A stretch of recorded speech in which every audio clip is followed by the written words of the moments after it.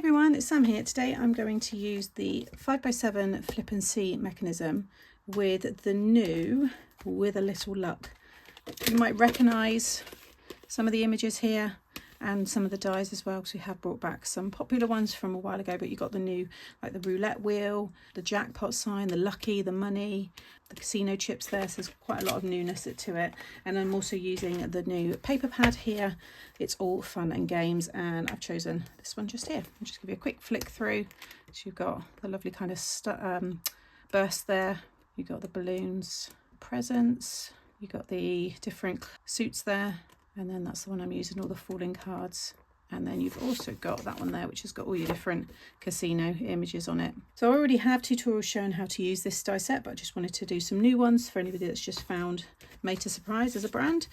You can check out the playlist and you'll see all the past ones as well. So I've already prepped a lot of it. So this is a 5x7 shop bought card blank, and then I have stuck this piece on top here, which is 4 3/4 by 6 3/4, the black card. Then in the die set, these are all the dies that you get, and you will get this die here, and along the open side where you've got your cut line on the straight bit here, just butt that up to the edge of the card, tack it in place and run it through your die machine, and it will cut through, and that just makes it easy then for the person to open and close it. Then you want to take this die here and you want to run that through. So this is a 230 GSM cardstock. I wouldn't go for a heavyweight because there's a lot of layers to this, so it would just make it even more thick. 220, 230 is perfect. So run that through, and then I always just like to go over the score lines. You'll be able to see them on the card because it will leave a little emboss, and then just score, so they're less likely then to crack when you fold them. And you want to fold them both over so you've got this facing up, so you've got that little kind of like a 1/2 inch tab facing you. Then you want to cut this one here. This is using the 300 heavyweight cardstock because it's the mechanism part. If it's not 300 GSM, just cut maybe whatever you're using twice and stick together. You might also be using a pattern paper to decorate this part, which I've done in other samples. That'll be enough then. Use a construction glue and make it nice and strong. What's going to happen is this facing up, so you've got this thicker piece on the bottom, is going to slide through here. Okay, and that is the bit you're going to pull, and this will flip up once we've stuck everything else down.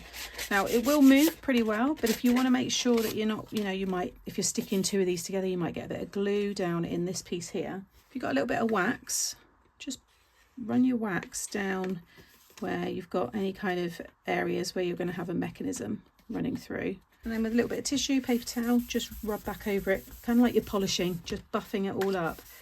And it will just give it a nice coating, and it'll be really smooth. You could also run your wax along the sides here, because that's obviously what's going to pass through that section. Again, just wipe it off, and you should really notice a difference. Maybe not so much on this one because it's quite a simple movement, but on other kinetic cards that I've done, this really does make a difference. So again, that's all ready, so I'm going to slide that through. I can actually feel it does like glide really easily. So that's going to sit on there, that's all going to go on there. Then you want to take the largest of all of these rectangles and you're going to cut that. So I've cut it in black card, and then I've taken the next size down and I've used that to cut my pattern paper and stick that on top. So this is going to be the front piece, which is going to flip over.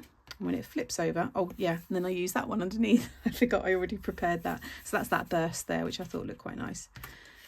That's going to flip over, and then it's going to reveal this inside here, which I'm going to add more decoration to. Now I've used the sentiment from inside here from the stamp set. So it's this one here, a full house, it must be your birthday. So I've already embossed that on the top on the black card.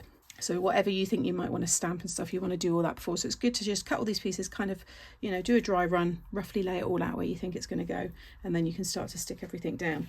You want to just sit it on top, and this white piece, so this piece here, I'm just looking at the frame and making sure that that's all the same. So ignore this bit, just make sure it's sat in there, but ignore it for a minute. Just focus that you've got this frame correct. That's where it needs to be. And then with this one, just want to push it out until it's flush with the side of the card here, this last piece here. You want it to be right up to there. You need to pinch this together so you can hold it all, and then just hold this side, okay, but keep that pinched together. And then you want to lift this part up here, and you just want to run some glue on that top part. You don't have to add a lot, you just need to be able to tack that down so it doesn't move. Okay, once that's stuck, you'll be able to pull this, and can you see how that moves?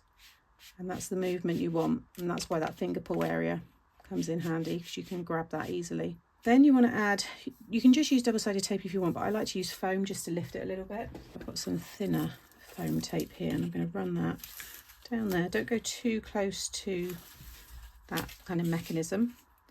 And then just a few strips down there.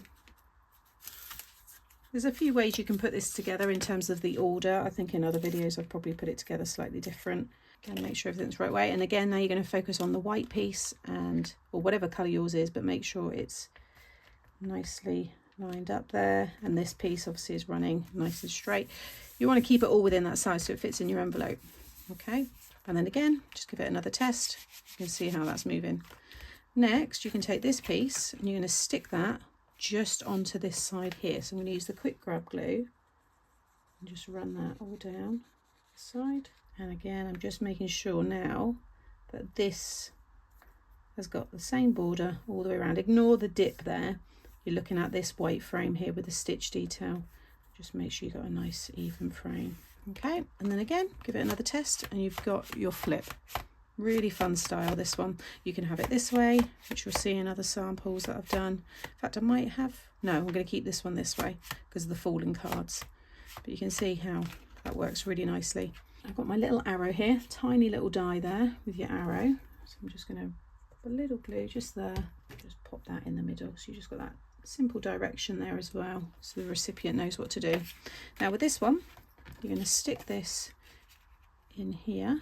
And this one you can just stick right down onto that part there, because none of this moves on top. Can you see I can still move underneath without this top piece? So you don't need a lot of glue, but just run a little glue down there and just a similar amount down there. And that will be enough to hold that in place, like so. You see it all hides behind there. Okay. Now to decorate, I'm going to have a fan of the cards. Right, so that's these ones here. And because I got that sentiment, I thought it would look good having that inside.